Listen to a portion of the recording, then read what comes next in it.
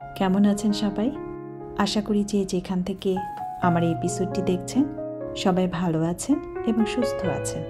আমি Nahid, USA Bangladeshi lifestyle থেকে আপনাদের সবাইকে স্বাগত জানিয়ে শুরু করছি নতুন আরও একটি এপিসোড। মিনি বাবু, গুড মর্নিং।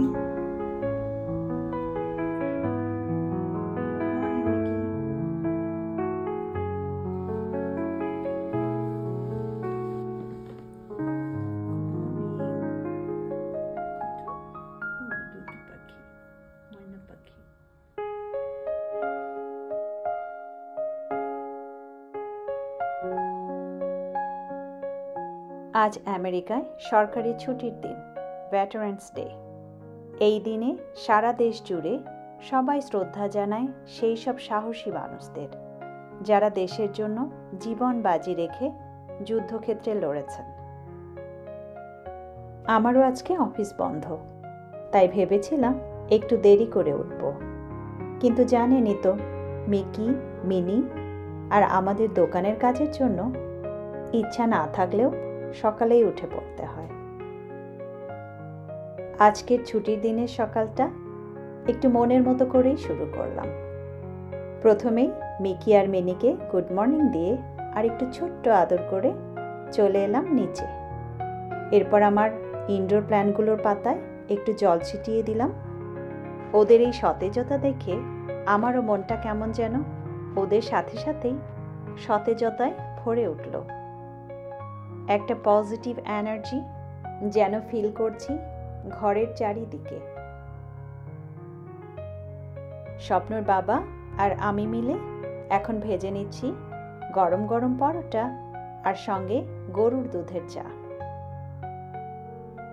এখানে আমি চা পাতাগুলোকে সামান্য পানি দিয়ে ভালোভাবে ফুটিয়ে নিচ্ছি। এতে চায়ের রঙটা বেশ গাঢ় হয়ে উঠবে। এরপর এতে যোগ করব গরুর দুধ। কয়েক মিনিট ফুটিয়ে নিলেই এক অসাধারণ স্বাদের আর সুবাসের দুধ চা তৈরি হয়ে যাবে। এর স্বাদটা অনেকটাই কিন্তু আমাদের বাংলাদেশের দোকানের চায়ের মতো হবে।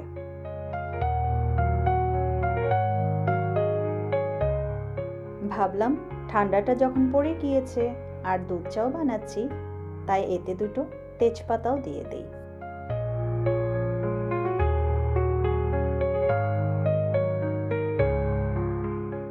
আমরা তো সবাই জানি এই ঠান্ডার সময়ে এমন চায়ে আদা আর তেজপাতা দিলে যেমন একটা অতিরিক্ত ফ্লেভার আসে, তেমনি এক প্রাকৃতিক হোম রেমেডিও তৈরি হয়, যা শীতকালে শরীরকে একটু প্রোটেকশনও দেয়।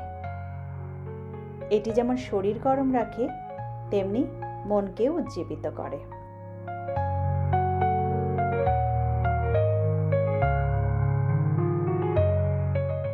এই যে তৈরি হয়ে গেল তেজপাতা দিয়ে গরুর দুধের গরম গরম চা আর সাথে গরম গরম পরোটা। আমি আর স্বপ্নর বাবা খেয়েই বের হয়ে পড়ব।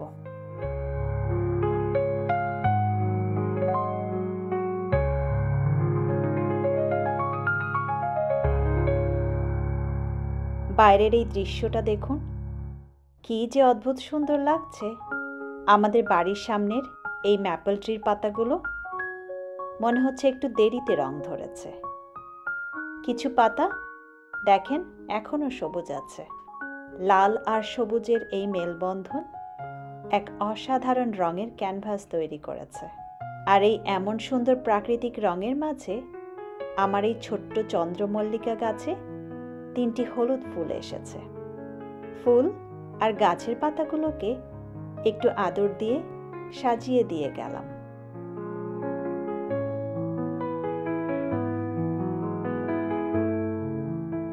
চলুন সকাল সকাল আমরা রওনা দিয়ে দিই।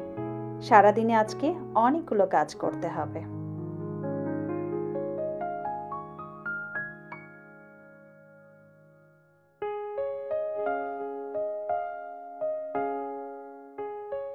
রাস্তায় আজ তেমন ট্রাফিক নেই। এই দেশের অনেক বিষয়ের মধ্যে আমার এই বিষয়টাও ভীষণ ভালো লাগে। এখানে লোকজন কম, গাড়ির হর্ন নেই, অযথা ভিড় নেই, তাই মনটাও থাকে অনেকটা শান্ত।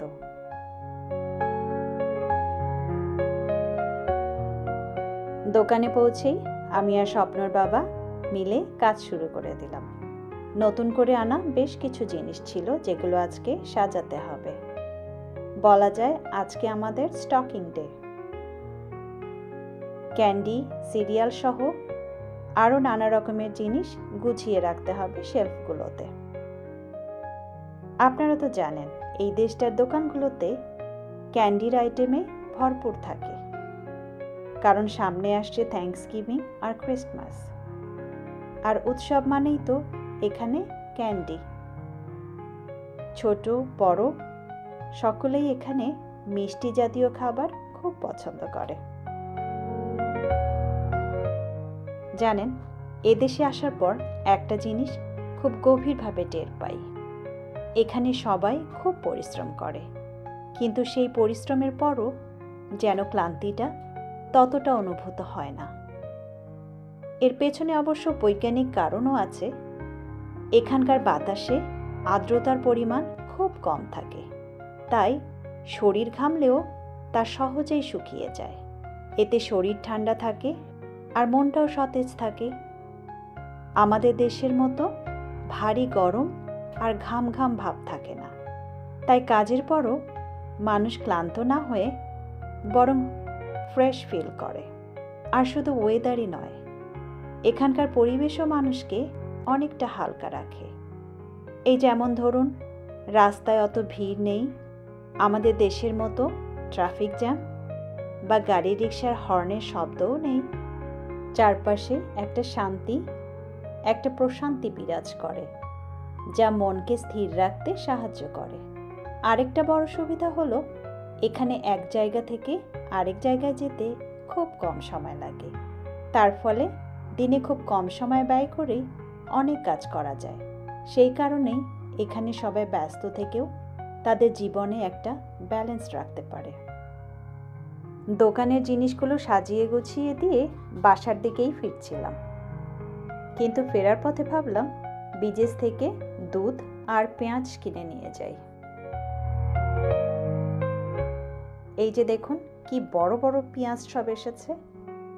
আর কয়দিন পরেই তো থ্যাঙ্কসগিভিং আর ক্রিসমাস, আর সেই উদ্দেশ্যেই এই বড় বড় পেঁয়াজগুলো তারা দোকানে রেখেছে। আমি এই বড় পেঁয়াজ দেখেই একটা ব্যাগ নিয়ে নিলাম। অনেক দিন থেকেই ভাবছি কিছু পেঁয়াজের বেরেস্তা বানিয়ে রাখবো। আগে যেগুলো বানিয়েছিলাম বেশ কিছুদিন হলো শেষ হয়ে গেছে। এই বড় পেঁয়াজগুলো হলে ভালোই হবে, কিন্তু যদিও জানি এই পেঁয়াজগুলোতে পানির পরিমাণ অনেক বেশি থাকে, তাই এগুলোকে ভাজতে বেশ সময় লাগে। এই যে আমার পছন্দের স্যালাড, এরও একটা প্যাকেট নিয়ে নিলাম ভর্তা খাওয়ার জন্য।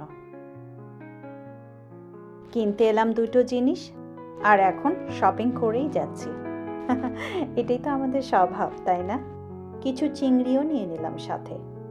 স্বপ্ন চিংড়ি ভর্তা খুব পছন্দ করে, তাই চিংড়িটা সবসময় রাখতে হয় আমাকে ঘরে। এই যে এগুলো হলো টার্কি।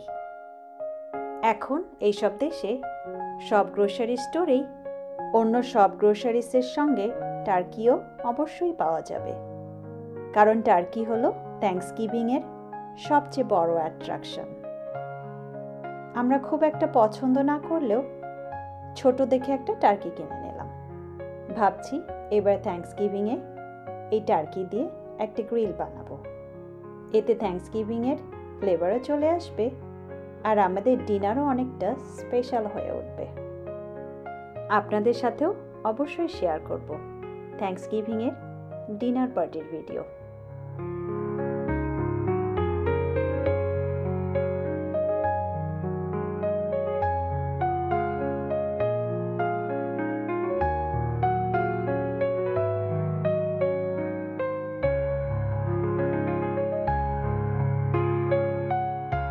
এই যে মাছের কর্নারটাও একটু ঘুরে দেখলাম। আসলে আমি মূলত দেখতে এসেছি এখানে পর্গি ফিশ আছে কিনা। এই দেখুন বেশ কয়েকটা পেয়েও গেলাম।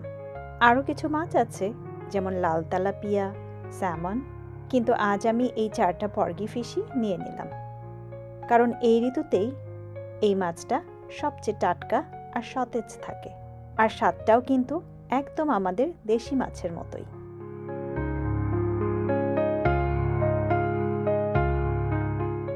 এগুলো হচ্ছে কোরিয়ান নুডলস, যেগুলোকে অনেকেই বুলডাক নামে চেনে।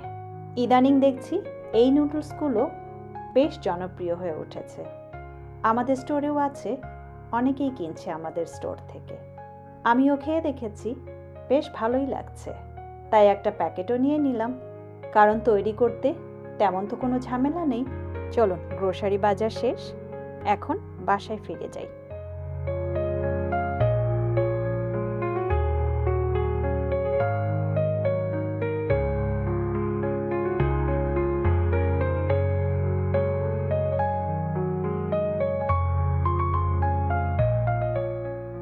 মাছগুলো ধোয়া আর কাটার আগেই আমি মোমবাতিটা জ্বালিয়ে নিলাম।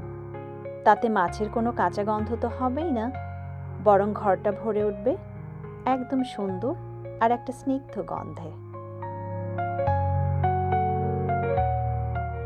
মাছটাকে অল্প কিছুক্ষণ পানিতে ভিজিয়েই কাটা শুরু করলাম। যেহেতু এই মাছগুলোকে গ্রোসারি স্টোরগুলোতে আনার আগেই ধরা হয়, তাই আমি আর এই মাছটাকে ফ্রিজ করে রাখতে চাইলাম না। ফ্রিজে রেখে খেলে তাহলে তো আর এই সদ্য ধরা মাছের স্বাদ পাওয়া যাবে না, তাই ভাবলাম আজকে এই মাছটাকে রান্না করে ফেলি। আপনারা যারা ইউএসএতে আছেন তারা হয়তো এই মাছটাকে চেনেন, আর যারা জানেন না তাদের জন্য বলছি। এই ফিশটির নাম হলো পর্গি ফিশ। অনেক জায়গায় আবার স্কাপ নামেও দেখা যায় এই মাছটাকে। তবে যে নামেই হোক না কেন, মাছগুলো কিন্তু সত্যি দারুণ সুস্বাদু। আর খেয়াল করেছেন, এই মাছটা কাটা কিন্তু একদমই কষ্টের না, কারণ এর মাংসটা বেশ নরম।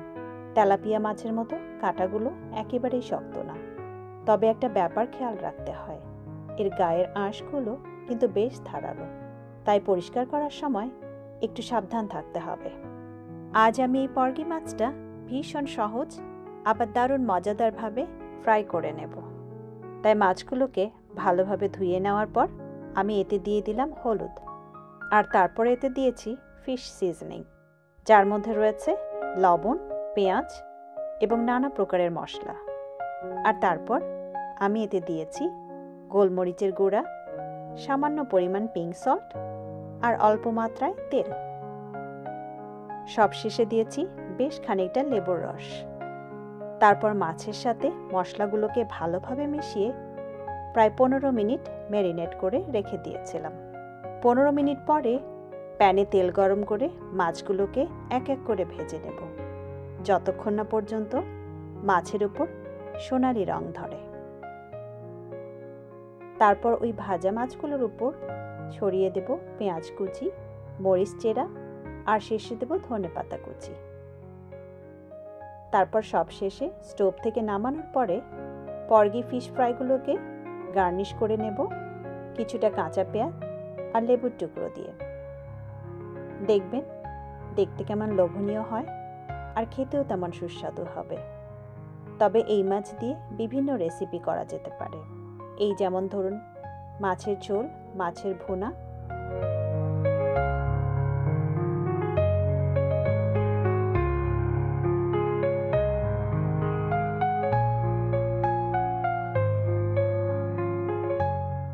আপনারা যদি এই মাছটা খেয়ে না থাকেন, তাহলে এভাবে বিভিন্নভাবে রান্না করে খেয়ে দেখবেন, আর দেখবেন কিভাবে বিদেশি মাছের মধ্যে দেশি মাছের স্বাদ পাওয়া যায়। আজকের এই ছুটির দিনের গল্পটা আর বড় করতে চাই না, এখানেই শেষ করছি। আপনাদের ভালো লেগে থাকলে অবশ্যই একটা লাইক দিন আর কমেন্ট করে জানাবেন কেমন লাগলো আজকের পর্বটা। আবার কথা হবে খুব শীঘ্রই, একদম নতুন কোনো গল্পে, নতুন কোনো দিনে। ততক্ষণ পর্যন্ত আপনারা সবাই অনেক ভালো থাকবেন, সুস্থ থাকবেন আর নিজের যত্ন নেবেন। শুভরাত্রি।